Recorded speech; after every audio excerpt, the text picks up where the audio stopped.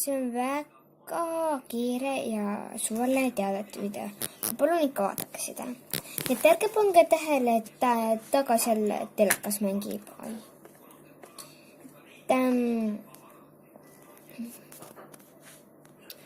Siis ma teatan siis, et ma teen kokkutuleku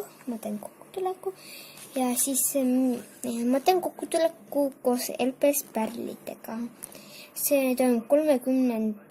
märtsil kell 15, aga nagu vahetamisaeg on seal suht lühike. Nii et jah. Aga teine teade on siis see, et minu kanalil on nagu mitte profiilipilt uus, vaid uus nagu logo, nagu autogramm, ma näitan seda teile. Nagu see selline tempel.